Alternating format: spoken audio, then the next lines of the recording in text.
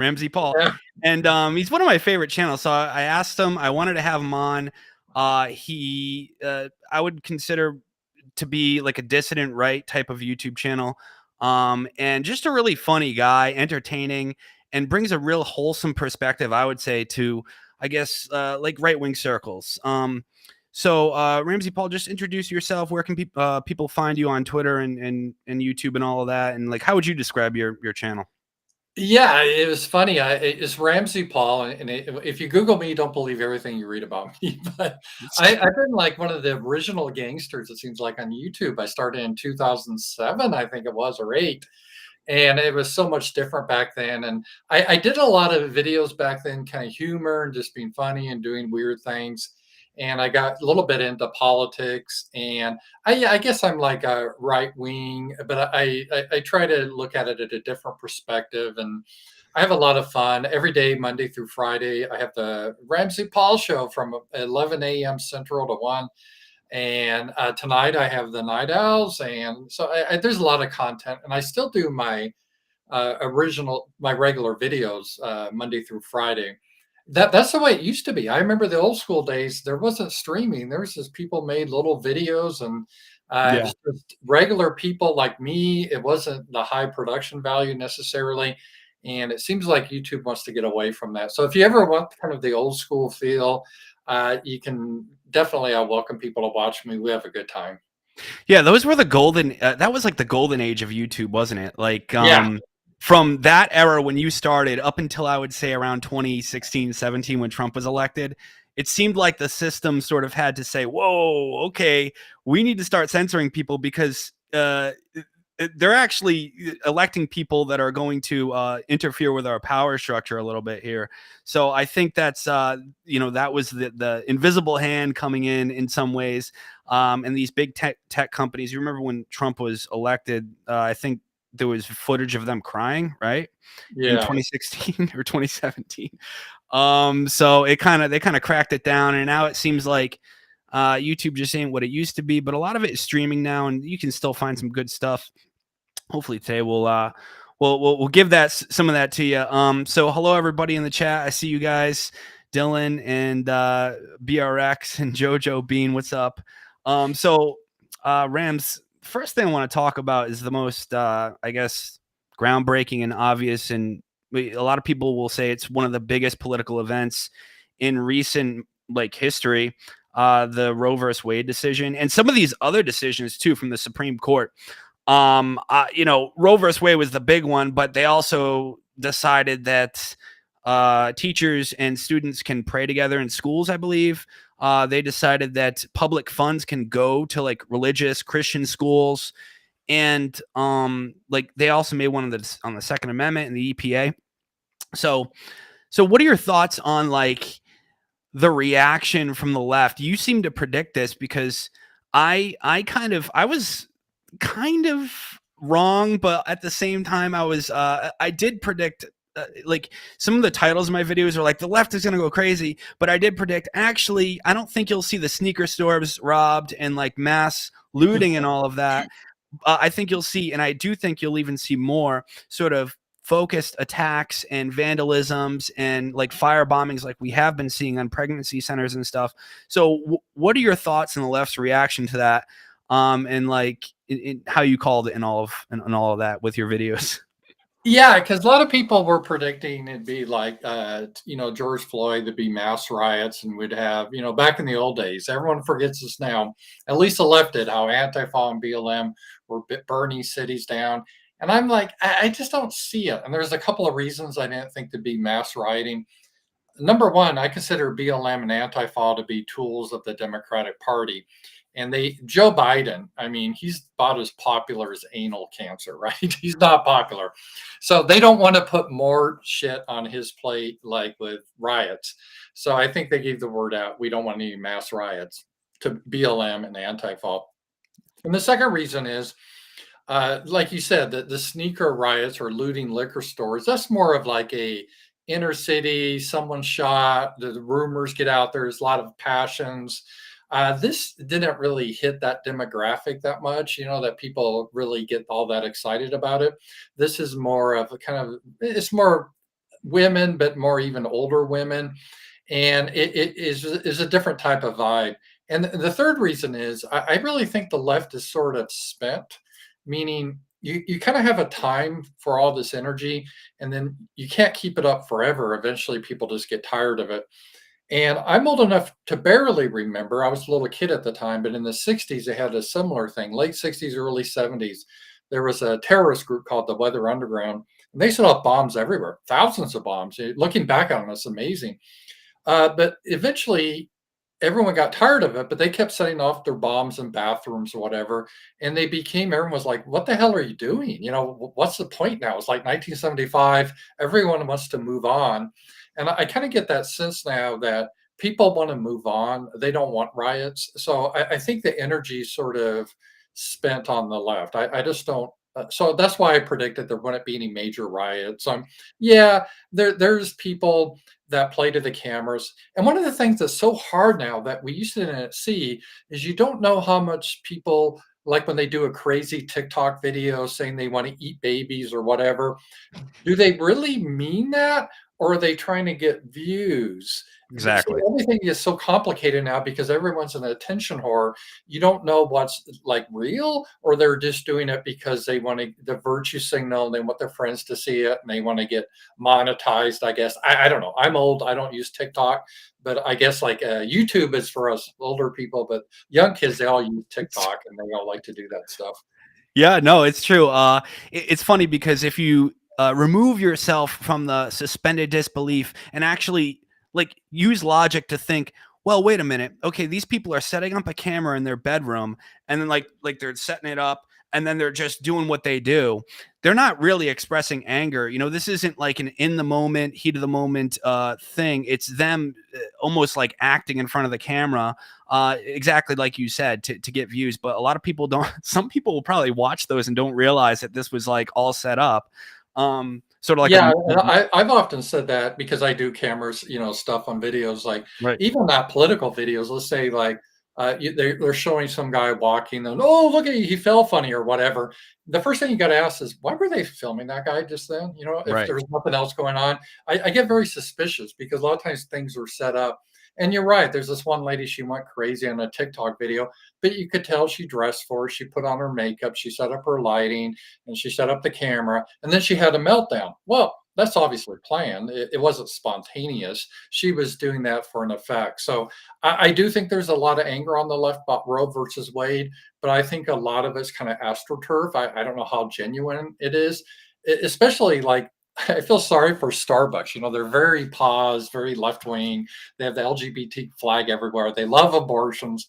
And in Seattle, again, some of these hens were protesting and they broke the Starbucks window. I'm like, what are you doing? You guys have abortions till the ninth month up there. What are you protesting? And Starbucks agrees with you. It's just Well, so it's ridiculous. it's crazy because the average leftist, or a lot of these aren't really leftists. They're sort of people who are just told what to believe and believe it, and it makes them feel good to believe something that they think is like supporting, the underdog or women's rights or something like that.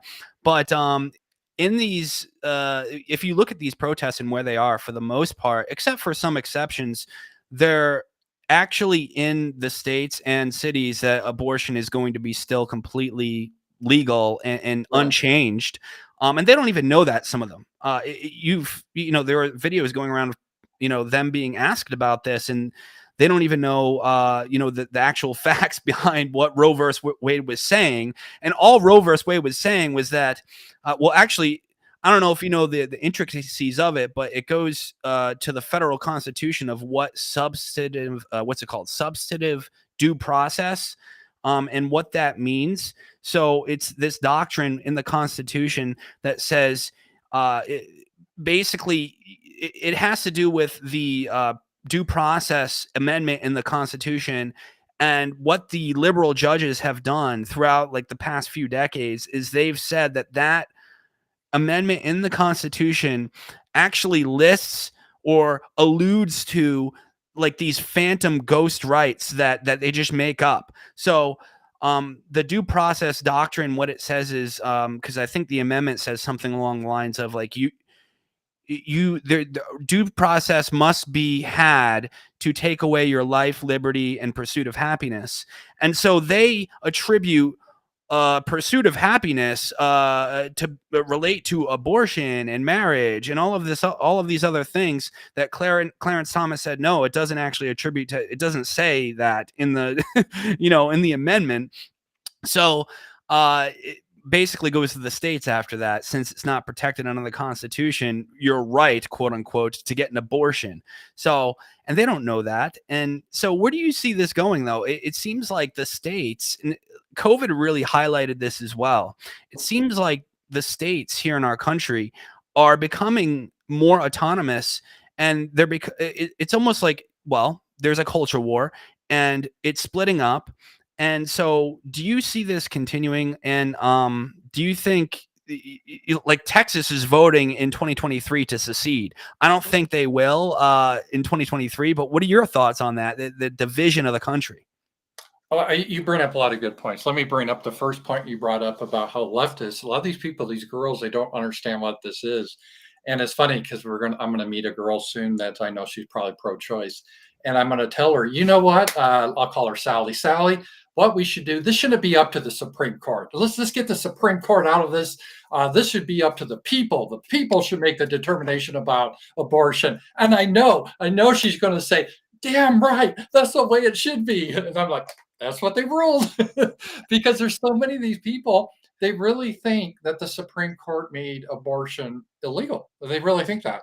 Yeah. And it's like, no, it just went back to the states. So, and the states can determine. And you're right, it was actually a horrid law. It was a horrible law. I mean, for a couple hundred years in the United States, no one realized there was a right to abortion. It's so funny because these leftists, they get so confused about the Second Amendment of the Constitution. The right to keep and bear arms shall not be infringed. We're like, well, what the hell? What does that mean? What does that mean? We just don't understand that. But abortion, somehow, in like the 10th Amendment, they can see kind of a hidden meaning in there, and right. It is ridiculous. So even if a judge was pro-abortion, he should, if he's following the Constitution, saying, well, wait a minute, this is not discussed in the Constitution. This is up to the state. So if it's not in the Constitution, based on the Constitution, the states decide, which is, my democracy. So the democracies decide. And I think that's good. The United States was set up originally as a collection of states, hence the name. But it's interesting, years ago, they would say these United States, or they'd use it in the plural instead of the United States. We've kind of changed that. So we had a different conception. Now, are we going back to states' rights? That'd be nice. I'm an advocate of that. The Texas thing, my understanding, I could be wrong, that was just in the Republican Party's platform in the state of Texas, that they would like to have a referendum in 2023 if Texas is stay part of the union. So I don't think it's more of it's just in their platform. I don't think it will really happen. But you're right. It does show that a lot of people are seeing themselves as kind of separate. And we do have separate regions of the country. I'm in Arkansas, and in Arkansas, we're quite a bit different than, let's say, New York or California or Oregon. And that's okay. That's how the founders thought it should be. And people are voting with their feet. We're seeing a lot of people moving out of, let's say, blue states like California, Illinois, New York, and going to Florida, Texas, and even Arkansas. This area is really growing for a variety of reasons. One is economic, one is taxes, like there's no state tax in Florida or Texas. So we're seeing a movement where people are moving with their feet. And who knows, if people really love abortion, if that's, I don't know what Biden would want to, because there's, it's not like you still have birth control, you still have the morning after pill. But if you plan to have like multiple abortions later on for some reason, you could, I guess, move, if you're in Arkansas, to California or Colorado, where you can have an abortion up to the 9th month, which is really horrific. But you can do that. So that's all the Supreme Court ruling said on that. But yeah, I would like to see more of a states' rights, and I think we're kind of getting back to that a little bit. I think that's a good observation you had. Yeah, absolutely. It does seem to be going in that direction. It just seems like there's going to be a splitting of the country. And now I don't say that, like, you could make some arguments that effectively it's already happening because, even though we have the federal constitution protecting, these certain rights that are actually the ones that are actually listed and said in the constitution, not phantom ones they make up out of some fake doctrine. But, the fact that we have that, but then the states make their own laws besides that can really yield different types of societies alone as it is. So I mean, you don't have to have this label per se saying, "Oh, we secede," especially when you have a Supreme Court that's just striking down the overreach of the federal government every chance they get. It's like, well, this is naturally going to happen anyway. We don't have to necessarily. Maybe it'll just get to that point eventually, but we don't have to necessarily declare, "Ooh, New Hampshire is its own country now," or Texas is its own country now. It's kind of like, well, effectively, that might already end up being the case sooner than you think. But it's all about how we label it at that point. But I No, I digress. think that's a good point, and I think what will happen over the years, I do think the United States will eventually break apart, and I predicted in the 30s or 40s. So it's not going to happen next year or in 5 years. It's going to be a ways out, but it's not. I don't think it's going to be a dramatic event like our Civil War or really our second Civil War. Our first Civil War was what we called the Revolutionary War, but it was a civil war really, and then there was the war between the states. I think the next one, you're just going to start to see states not really bothering to enforce the federal government. I think we already see that in some areas. So the federal government will come out with some rule or regulation, and certain states will just ignore it and do their own thing. And Well, I think they already had in New Hampshire. They just passed a resolution, or I'm pretty sure it actually was passed and signed by the governor. In fact, that they aren't going to recognize or enforce any federal laws relating to gun laws or the Second Amendment, which set the main one in question there would be the National Firearms Act, which is the one that says you can't have like a short barreled rifle and all these other little things.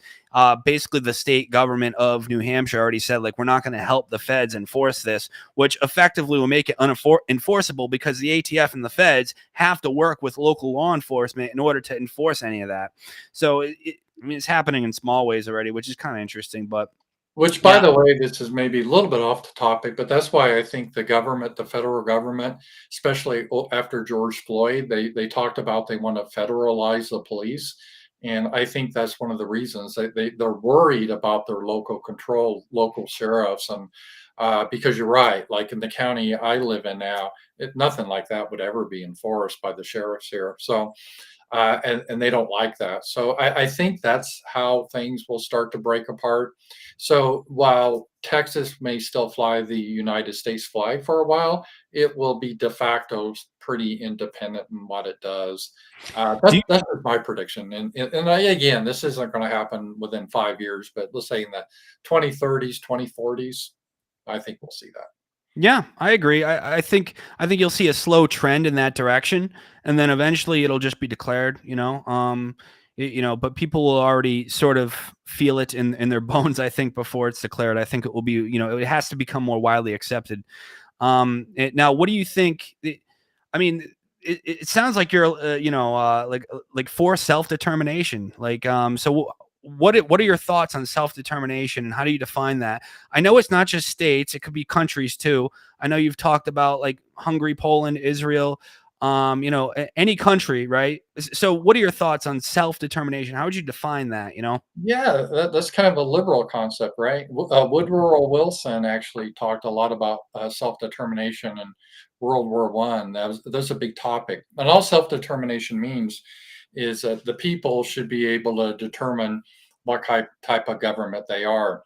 And in Europe, that was always a big issue because you had different ethnic groups that had different customs and different languages.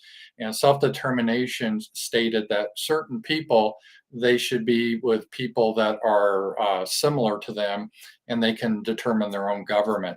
So that's all what self determination is. It's, well, like Israel, all right? Israel, they want self determination for the Jewish people. So it's not like 100% Jewish people live in Israel, but they want to keep that as a Jewish state because they have a way they want to live, right? They want to maybe respect the Sabbath and all that type of stuff.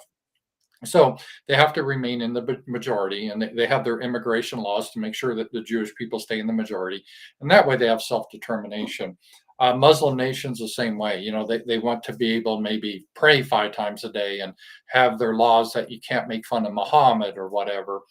And that's fine. I mean, if that's what they want, that's self determination. So I think all people, they have different ways that they want to live, and it's more than just race. It gets into ethnicities. Like even when I was in Europe, Russians are very different than Germans, different than Finnish. Finns are very quiet people, very orderly. And then you have like Italians, they're just more excitable and they're just more laid back. It's not like one is better than the other, but they have a right to their own culture. And we kind of joked about it before the show. You guys didn't hear this, but I'm kind of like a real northern culture. I like to really start on time. Yeah. But when I worked in the business world with like Latin American cultures, they had, if a meeting was supposed to start at 9 a.m., it'd be about 9:20 before it really got started. That Yeah. was just their culture. And you didn't get upset about it. It was kind of nice in a way. You came in, you get your coffee, and you just start, the meeting. But if you're in Northern Europe, the Germans, a meeting that starts at 9 o'clock does not start at 9:01. It starts at 9 o'clock, and that's kind of the way I am. I'm really kind of anal retentive that way. I really Yeah. want everything structured. So again, it's not a matter of which is good or which is bad. I like the diversity in the world of different cultures. And through self determination, people are able to maintain their identity. And if you don't have self determination, you always have problems, like we're seeing right now in Ukraine. One of the main causes Mhm. of that war is in eastern Ukraine. They're ethnically Russian. They speak Russian. They think of themselves as Russian. I know on my Patreon, I have this girl. She goes by the name of Olga. It's not her real name, but she was born in that region. And I believe she has a Ukrainian passport, but she considers herself Russian and she hopes Russia takes that area back because the people there, they voted to separate from Ukraine. And that's an example of self determination. Hell, the United States was founded based on self determination. We started to think of ourselves as separate people than the British. And we decided, over time, there needs to be a separation. So self determination is just allowing a people to decide their own government, people that have common bonds. And it could be common blood, common language, common religion, common customs. And it's not like 100% type of thing. Obviously, there's always variations. But when you think of the Finns, they have a way about them, and the Russians or Romanians.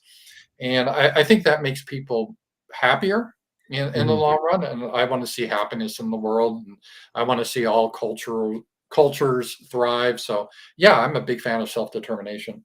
Now, if a nation decides, or at least appears to decide to let in massive amounts of immigrants from third or second world or just drastically different cultures or nations, um, do you diversity, like mass diversity, is this good or bad? Why or why not? Yeah, and I would use a terminology, and I learned this from Thomas Chittum. He had a great book called The Civil War too. It's free online if you guys want to read it. He wasn't a professional writer. He was actually a mercenary that served in Yugoslavia when that was breaking apart. Very good. But he helped explain, the difference between a country and a nation. A nation is a people that are related by birth. That comes from the Greek or Latin word natio, which means birth, literally. That's why I like the term neonatal. That means birth. And so, a nation is a people, let's say, like the Cherokee Indians. They're a nation. They don't really have a country, but they're a nation. They have a people. And it's like, I can't join them because I got to be born into them. I can't say, hey, I want to join the Cherokee Indians. They'd be like, what? No, you can't. And so that's a nation. A country is just a political designation.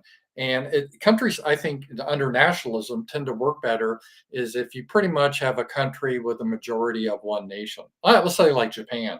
Most of the people that live in Japan are Japanese. I mean, they have the similar background. They speak a common tongue. They have Shintoism.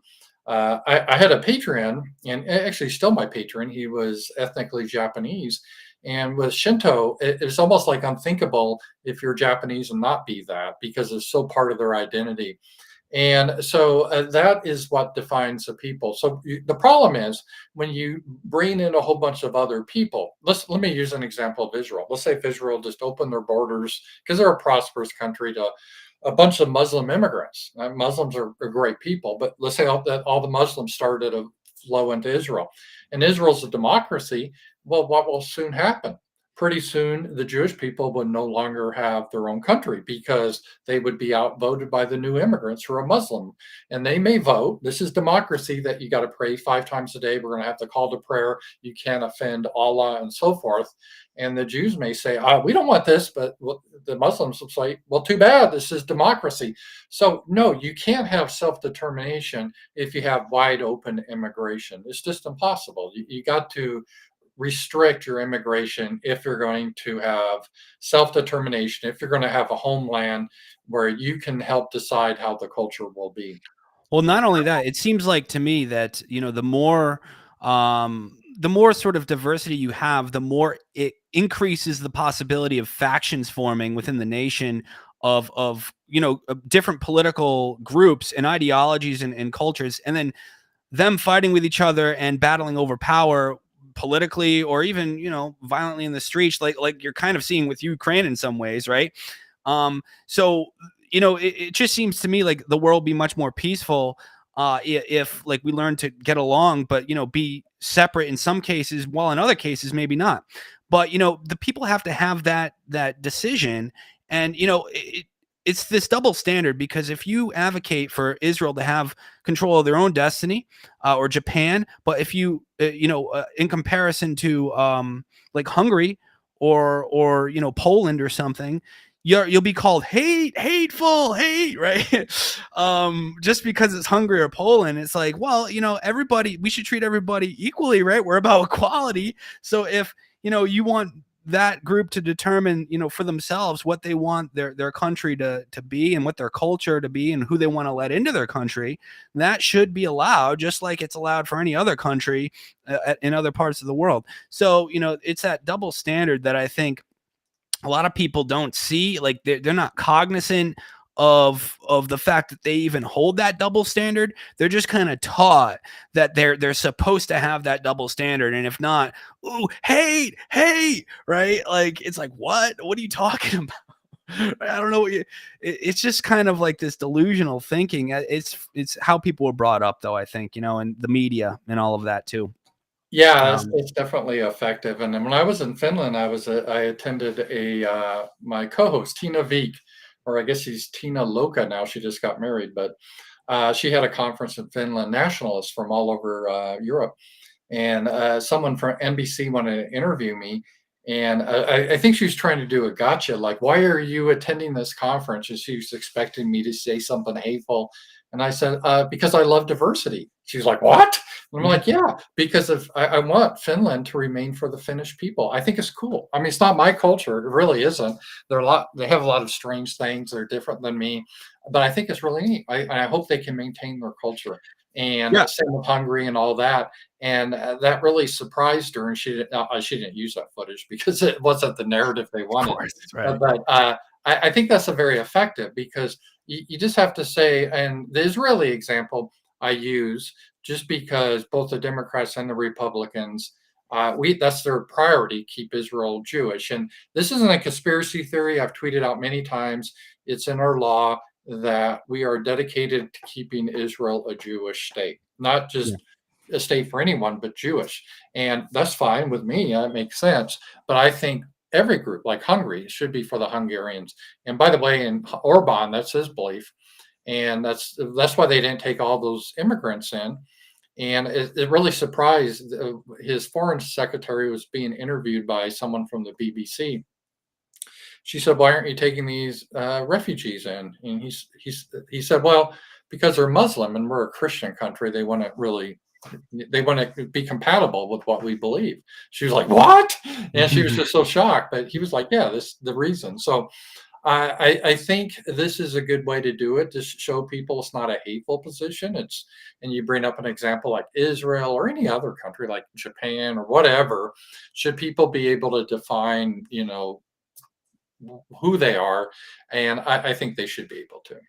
Yeah, yeah, absolutely. And I think partly why you're seeing such a push from these leftist types for immigration from the third world into the United States through the southern border, they thought or they think that a lot of these people coming up through like Mexico and stuff are going to vote for the Democrats. And it still mostly is Democratic voters, or at least later on they become Democratic voters. These people from Mexico and so on. But it's kind of backfiring because they do have a strong Christian, culture and Catholic culture, and they're against a lot of these. Sort of second world, third world, like South Americans and Mexicans coming in, they're compatible, at least in the terms of Christianity, enough to vote for the right, and more so than the left thought. So I feel like they do it as a form of like getting reelected and turning Texas blue and other things as well. But that's a huge push because they think a lot of those voters will be voters for them in the future. It's sort of like just a numbers game for them. It's all political. It's all about power. And once you realize that, it's kind of like, oh, these people don't really care. The people in power don't really care about, the average Mexican and them having a better life. They just care about getting reelected. So Yeah, that's it is interesting, and it is how we do something. It is interesting because when we talk about like, let's just talk about white people. When we say like the average white Californian is he the same or different than the average white Texan, I think most people say, yeah, there are differences, even though they're both white. Texans have a different outlook than Californians. And when we're talking about white people, but when we talk about Hispanics, we assume they're all the same. It's really right, right, interesting how right, we do that, but they're not.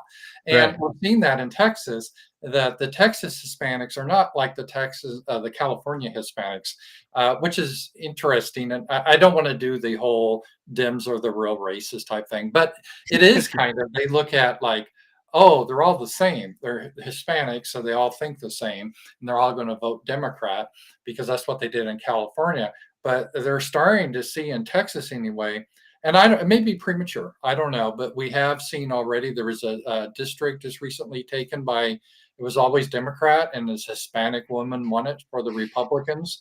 And part of the issue is because Joe Biden, everyone can't stand him, and Hispanics that come here, they want a good life. They're here for economic reasons, and if they can't fill up their pickup truck without costing a fortune, they're going to be pissed off. And they don't care about Democrat versus Republicans. They just see how better it was under Trump than it is under Biden now. And so I think they vote for their pocketbook, which a lot of people do. A lot So of people, yeah. it will be interesting to see if that distinction between Hispanic Texans versus Hispanic Californians, because you're right, California now is like a one-party state. Literally, it's a Yeah. one-party state. So it'd be interesting to see what happens in Texas. It's really sad too because California, I've never even been there my whole life, but I hear it's a beautiful state. It's a And huge state, and there are beautiful areas there. You know. yeah, and it really makes me sad. I almost wish I went there before it started. Well, it's kind of been tumbling downward into oblivion for at least a couple decades now. But I feel like if I had maybe gone there when I was just graduating high school or in college, maybe back in 2008 or 9, it would have been nice. Now it's probably still really nice in a lot of areas, but it's, for the most part, it seems like that it's just going downhill, especially in the cities there. And it's almost like a meme or a trope at this point within right-wing circles, how crappy California is getting. So, well, Yes, whatever. hopefully. I had a friend. He just got out of the army, and he just visited Los Angeles, and he was from Philly, where they have a lot of issues. But he was shocked at the amount of homelessness in LA. He said that you wouldn't believe it. It's just like uh, tent cities, and it's everywhere, and it's just horrid. And it's a third world like city now. And again, he was from Philadelphia, which isn't exactly a glamorous place. So that just shows how California has really fallen. When I graduated high school in the early 80s, California was seen as, well, hell, a lot of ways is almost a conservative state. You had Nixon from California, Reagan. You had the Orange County, a lot of Republicans, a lot of middle class white people, a lot of the industries there. Um, the whole thing that happened out of California. There were the trend centers, the Valley Girls, if you remember that, and all that type of stuff. Yeah. And so California was always a very kind of dominant state. Yeah. And what happened is they wanted to, the Californians, that protect themselves and not allow in all these illegals, but they lost via the courts, and people voted with their feet, and they moved out of California. Now California is a mess. It's a one-party state, Yeah. and it's a sad situation. Yeah, absolutely. And it's funny you mentioned your subscriber that you met up with, and I think he's in the military, right? And he He mentioned just got out. He just got out. Yes. or he just got out, yeah. Yeah. And I actually came across, I don't know if you heard about this, but this was came out today. Judicial Watch. Have you heard of them? Yes. Yeah, they're sort of like, a new sort of like a news organization, or at least an information release organization. So they filed Freedom of Information Act request for West Point, and found these documents that were released that what they're teaching some of these cadets at West Point, and the future military officers, the commanding officers that will be the future of our military. They're teaching them about critical race theory, quote unquote, whiteness. They had even like a slide that was titled "Modern Day Slavery in the USA for Black Americans," and white privilege, all of these things. So, what are your views on the wokenization of the military and how that's going? Because I know you talked to that subscriber as well. So, like, what's going on in the military right now? Yeah, I did a video about it because I met multiple people now from the military, from Army and the Navy, and different ages. Some really young people, like in the really the guy I met the other day was like 25. He just got out, and I met another guy retired, and he's like in his early 70s. And so I got the different age groups and different branches, but they all kind of said the same thing that really shocked me is how recently it's gone downhill. People they had a common theme. If people really knew what was happening, they'd just be shocked. For example, this one guy, he was on an aircraft carrier, and the women there literally ran a brothel. And that was the case. And they have problems. And this other guy told me they have troubles with women in the military where they offer sexual favors for promotions and whatever. So it's really breaking the cohesiveness of it. And another guy, he was in the Army, he was a medic. And he was saying that before they got deployed to, I think it was Desert Storm or whatever, half of them all of a sudden got pregnant. And that's what they do. So they can't be deployed, they get pregnant. So it has been a disaster. And you're right, all the woke stuff, and they're trying to make it real politicized now. And it's not a, maybe our technology is still superior, but there's a lot of issues right now in the military that I think a lot of people would be surprised about. And again, this wasn't from one person. If I hear it from one person, yeah, maybe they had an axe to grind. But I've heard this from multiple people now. So I'm thinking there's some truth to this. And ever since I did that video and I tweeted it, I've had so many people respond saying, just spot on, spot on. That's what I did. Yeah. So I think this is a real thing in the military.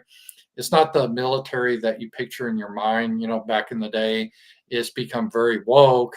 It's because of the inclusion of homosexuality and women and the problems that causes in the military. Yeah, I The mean, when you're fighting along, quote unquote, or at least training or whatever, with people that you're enticed to sleep with, there's going to be problems, and that's why it was supposed to be all men, all straight men, because it's like one of the old adages, like sex will cloud your mind. That yes, attraction will cloud your mind, especially. And so it just seems common sense to me. But now the military, the U.S. military, has become a job. It's not about this willingness to defend your nation and honor, so much as it is about getting a job when you get out of high school because you don't have money for college or something. So nobody really cares about it anymore. It seems like, I'm sure there are still some good old boys from the South that join the military, want to fight for the nation, and maybe that's keeping it up. But it's really kind of scary because when you're seeing the military become more and more woke and more this, that, and the other. It's scary for multiple reasons, because that can be used against people uh, like me and you that are dissidents or considered dissidents or whatever, and then it could also be unused, or I guess you could say it would just really suck at actually defending our country. So those are just like, it's really kind of shocking if you think about it, and it's, I see it too because I know people as well that have been in the military, and I don't really talk to them much, but I see their posts on Facebook and stuff, and I see what the culture that's being brought into it. It's almost like the HR departments are taking over in the military. It's kind of like, whoa, this is like, can we just like not have the military go this way at least? But it's happening now, and it's really scary. Just really quick, I'm gonna sort of switch gears because I know we don't have that much time because you have a show you're going to be doing soon on your channel that you have Yeah. scheduled. Um, America was built on Christian values, obviously, and values of freedom and reason and the Enlightenment as well. You had the Pilgrims and all of this and the Enlightenment. So, what are America's values built on now? What is America's source of their values? What do you think America's highest value is? I could joke and say sodomy. I don't know. I would think That was I a went loaded into, question because yeah, I went into Starbucks and it's like, my God, I've never seen so many of the gay flags there. It's just like, yeah, I think what we're built on now is equity, and equity is different than equality. You got to understand when they say equity, they don't mean equality, because I think most people, like in the '90s, of all races, they kind of got behind the idea, you know, you should judge people just based on them, their abilities. You shouldn't look at their race. You shouldn't look at their sex. You shouldn't look at their sexual orientation. Just get the best person for the job, right? That's equality, giving everyone the equal opportunity. But the left now is like, no, no, no, no, no, no. We don't want that. We want equity where the outcomes are, the same. And getting back to the military example, these people have told me they're not always putting like the best commanders in charge. They're like, well, this woman, she's not actually competent, but because of equity, we need more female officers. So we're going to put her in the position, even though it'd be like this guy told me it'd be a total disaster if there was a war and she was in charge of her platoon or company or whatever, total disaster. But in peacetime, you can get away with it. So for equity reasons, we're going to put her in there. Equity is really kind of a form of communism, is very evil, and I hate equity. But I would say right now, equity is probably our highest value in the United States, and I'm definitely opposed to that. No, I think you're spot on with that. Yeah, it's kind of crazy because it's just it's spreading like wildfire, and then I would say equity with a dash of sodomy, just a little dash, like the meme with the guy sprinkling the salt, a little dash of, because obviously I don't know if you saw the picture. It was kind of like going around Twitter as a meme, or it's a real photo in the UK, in an area of, I think, London. I'm not really sure exactly where it was, but it was recent in the UK, like last week, because it was well, the new Christmas, Pride Month. It's like, it's not the holidays anymore we celebrate. Now it's Pride Month. Hmm. So it was like these flags of the LGBT, whatever it was, flag, whatever they call it now. I don't know. It has a bunch of colors on it, a couple triangles and a circle, or any of those Yeah, the black, gay brown. flag, homosexual flag, or whatever. Yeah. Yeah, it's trying to include everybody except Christian white guys, I guess. So they had these flags drooped, and it was so reminiscent of the it just brought back sort of memories of like a Stalinist or Hitlerian like society that are Oh, like, exactly. That was so amazing. It was really chilling, yeah. and it is. That is. It's just amazing how that has. We got to this point from.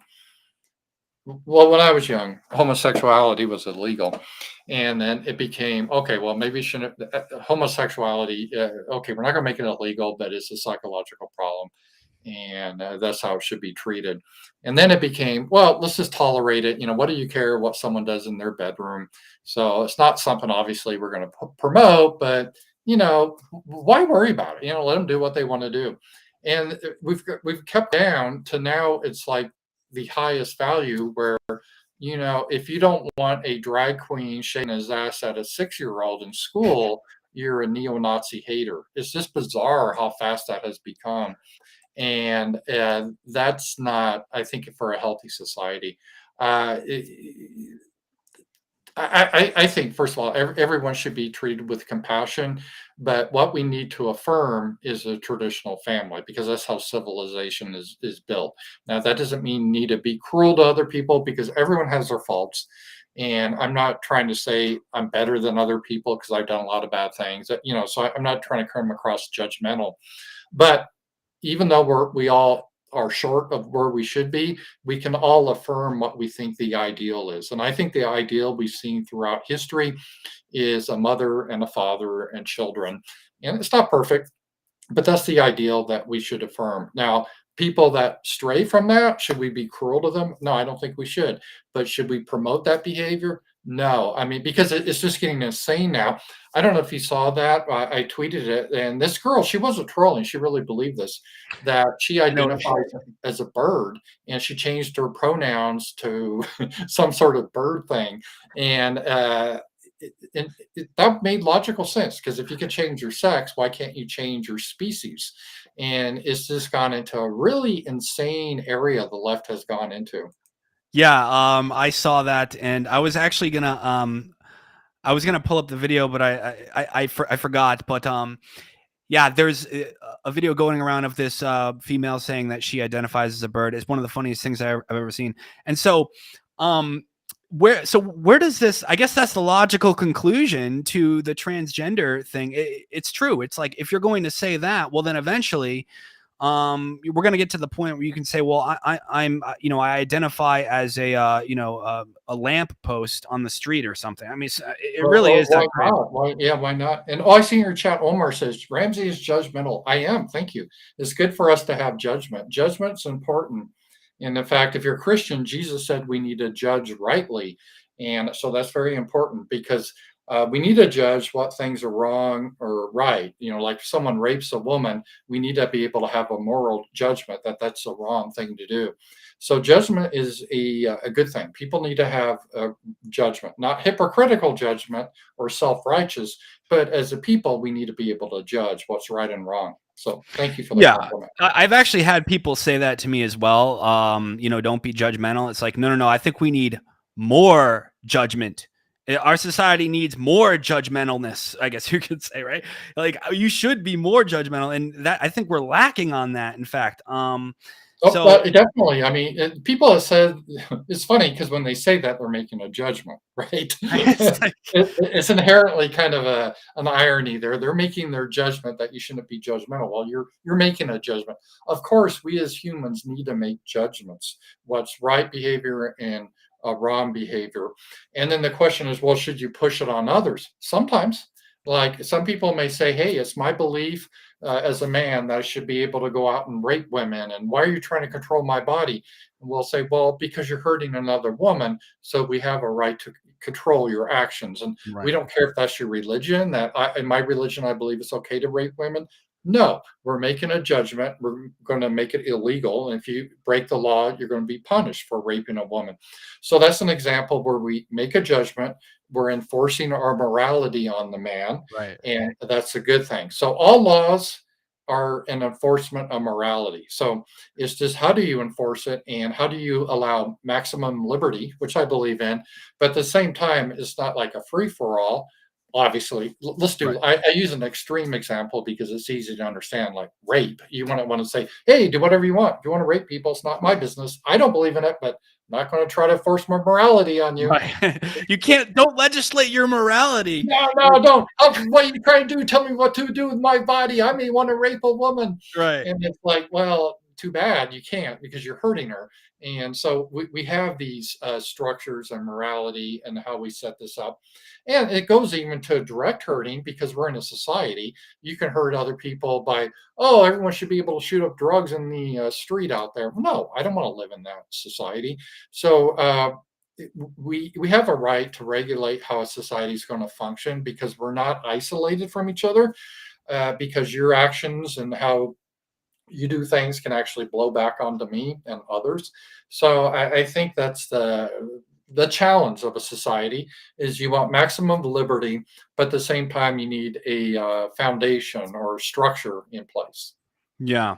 Yeah, it's kinda crazy, and now we see this, trickling down, to the public schools and our children, here in this country, and this is the most bone-chilling, part of the whole, LGBT sort of agenda, and one of my good buddies that passed a couple years ago now, that had a YouTube channel I used to do live shows with, Jeff C. We would talk about this all the time, way before this became a huge topic. But it used to be a conspiracy theory that 3 or 4 years ago that children are being put on puberty blockers, and getting their genitals or breasts cut off, because they thought they were something that they weren't.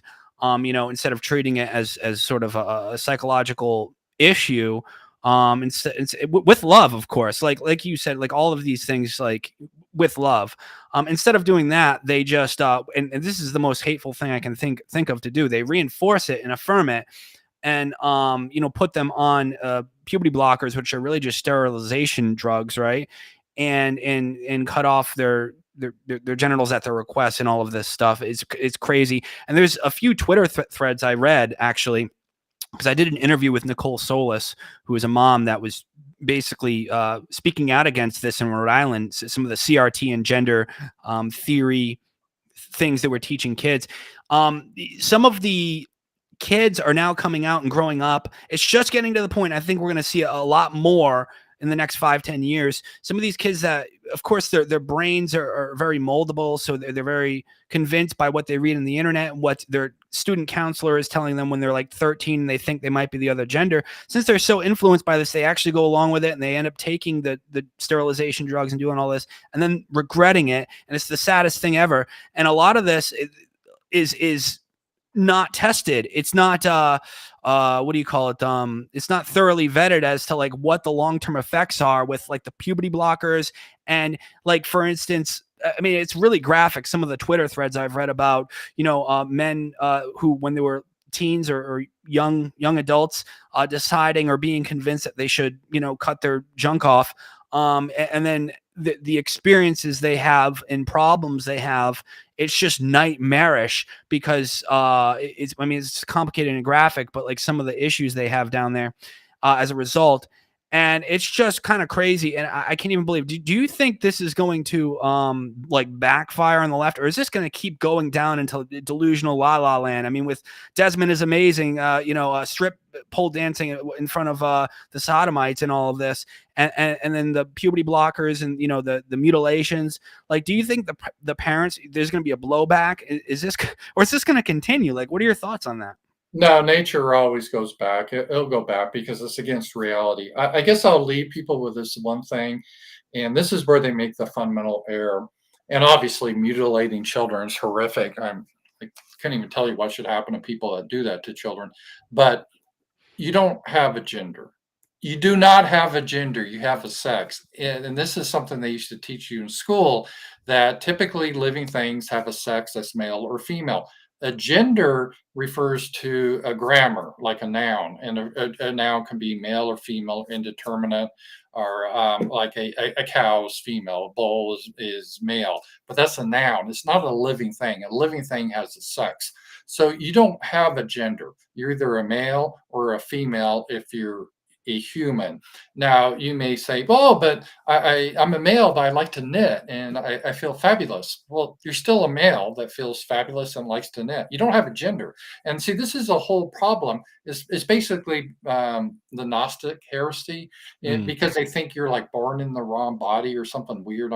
You're not. You are your body. You can't be born in the wrong body. So, and it's fine if you're a girl and you like typical boy things. We used to call that tomboys, and that's fine. And same with the boy. You don't have to do every stereotypical guy thing. Say if you're a guy that likes to, I don't know what stereotypical female cook. Well, a lot of guys cook. I mean, whatever.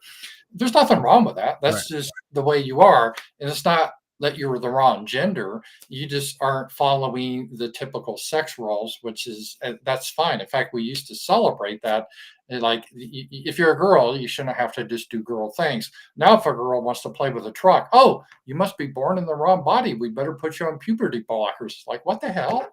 Yeah. No.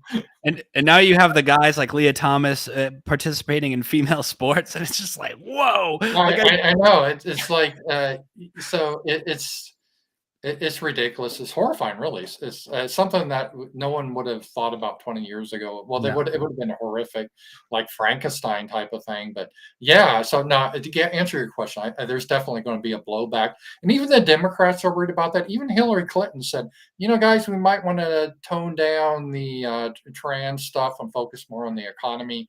Going back to like the Mexican thing, you think the Mexican immigrants are coming up here? They really care about pronouns, or do they care about the price of gas and getting right? food and building a family? Yeah. I think Americans care about the economy. They care about they don't want low crime. They want peace.